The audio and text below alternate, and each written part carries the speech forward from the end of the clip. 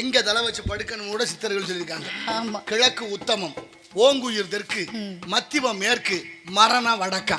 பூமத்திய ரேகைக்கு இந்த பக்கமா இருக்கிறோம், தலையை வடக்க வைக்க கூடாதுன்னு அப்பவே சொல்லியிருக்காங்க. ஆமா ஆமா. அது போல காத்துக்கு ஒரு பேர் இருக்கு பாரு. தெற்கே இருந்து வந்தா தென்றல், வடக்கே இருந்து வந்தா வாடை, கிழக்கே இருந்து வந்தா கொண்டல், மேற்கே இருந்து வந்தா கோடை. சாப்பிடுற சாப்பாட்டுல இருந்து உண்ணுகிற உணவு, உடுத்துகிற உடை, சுவாசிக்கிற காத்து அத்தனைக்கும் தமிழர்கள் பரிச்சயம் பண்ணி வைத்திருக்கிறார்கள், பகிமாறம் பண்ணியிருக்க. ஆனா அதை உணரவோ படிக்கவோ தேடவோ ஆளும் இல்லை, சொல்லிக் கொடுக்க வழி இல்லை. ஆனா அதனாலதான் எல்லாரும் எல்லா விதமா நம்மளை பார்த்தா என்ன சொல்றாங்க, ஆட்டு மந்த கூட்டம்ட்டேன். அது எப்படி சாஞ்சா செம்பரி ஆட்டு கூட்டமா? சாஞ்சா சாயிர பக்கமே சாயிர செம்மறி. முதல் போற ஆட்டுக்குட்டிக்கு தெரியுதுதான் வழின்னு, கடைசியில போற ஆட்டுக்குட்டிக்கு நடுவால போற ஆட்டுக்குட்டிக்கு வழி எதுன்னு தெரியுமா?